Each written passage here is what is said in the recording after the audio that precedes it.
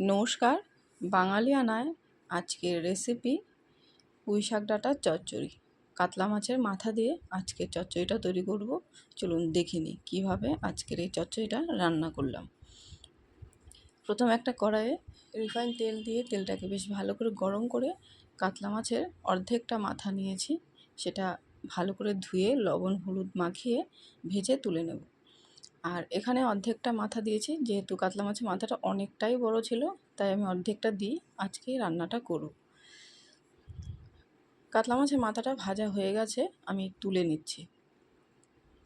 এই ভাজা তেলেই দিয়ে দেবো দুটো শুকনো লঙ্কা ফোড়ন, আর লঙ্কা দুটো অবশ্যই ফাটিয়ে দিতে হবে। আর দিয়ে দেবো 5 ফোড়ন। আমি একটু বেশি করে 5 ফোড়ন দিয়ে দিচ্ছি। ফোড়নটা ভাজা হয়ে গেলে এর মধ্যে দিয়ে দেবো ডুমো করে কেটে রাখা আলু। আর আজকের চচ্চড়িটা একদমই মশলা ছাড়া করব, শুধু ফোড়ন দিয়েই রান্না করব।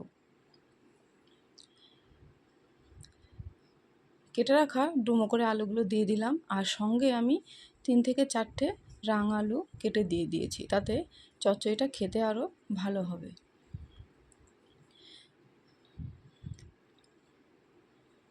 একটু লবণ আর হলুদ দিয়ে আলুগুলো বেশ ভালো করে ভেজে নেব। আর আমাদের চ্যানেলটাকে যারা সাবস্ক্রাইব করেছেন তাদের অসংখ্য ধন্যবাদ, আর যারা নতুন দেখছেন তারা অবশ্যই সাবস্ক্রাইব করে আমাদের পাশে থাকবেন আর লাইক অবশ্যই করবেন। এই গরমে পুঁই শাক ডাঁটা খেতে অনেকেরই পছন্দ নয়, তবে এইরকম সিম্পলভাবে রান্না করলে আশা করি ভালো লাগবে খেতে, একদমই মশলা ছাড়া। তো আলু ভাজা হয়ে গেছে, এবার আমি বেশ বড় করে ডুমো করে কেটে নিয়েছি কিছুটা কুমড়োগুলো আমি দিয়ে দিলাম।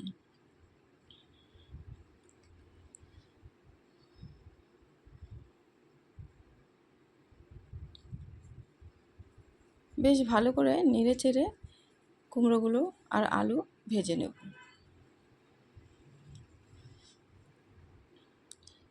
কুমড়ো আর আলু অনেকটাই ভাজা হয়ে গেছে, এবার একদম টাটকা তাজা পুঁই শাক কেটে ধুয়ে দিয়ে দিচ্ছি।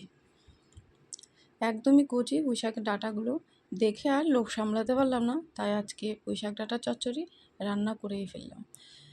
আর দিয়ে দিলাম দুটো কাঁচা লঙ্কা চেরা, পরিমাণ মতো লবণ আর সামান্য হলুদ গুঁড়ো দিয়ে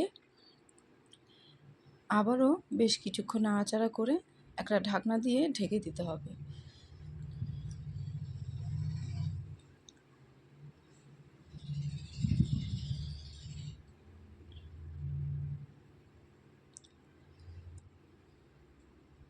আমি আর এই পুঁই শাক ডাঁটায় কোনো জল দেব না। এই ডাঁটার মধ্যে বা পাতার মধ্যে যে জলটা ছিল তাতেই রান্নাটা হয়ে যাবে।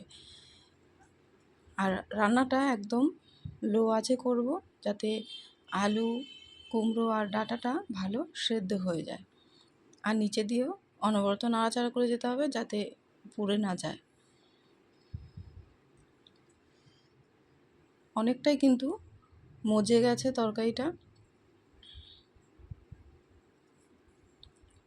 বেশ কিছুক্ষণ ধরে এভাবেই নেড়ে চেড়ে চচ্চড়িটা বেশ ভালো করে ভাজা ভাজা করে নেব।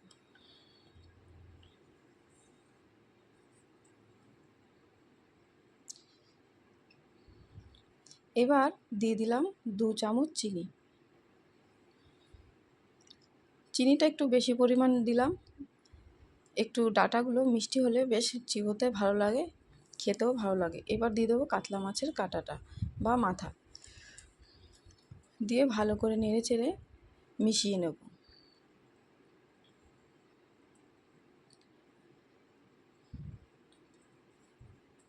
তিন থেকে 4 মিনিট পর্যন্ত এইভাবেই কাঁটাটাকে নেড়ে চেড়ে আস্তে আস্তে মিশিয়ে নেব। আর আমি যতটা পেরেছি কাঁটাটাকে ভেঙে মিশিয়ে নিয়েছি। অনেকটাই কিন্তু মজে তরকারিটা দেখুন শুকিয়ে গেছে, একদম মশলা ছাড়া কম তেল দিয়ে পুঁই শাক ডাঁটার চচ্চড়ি রেডি।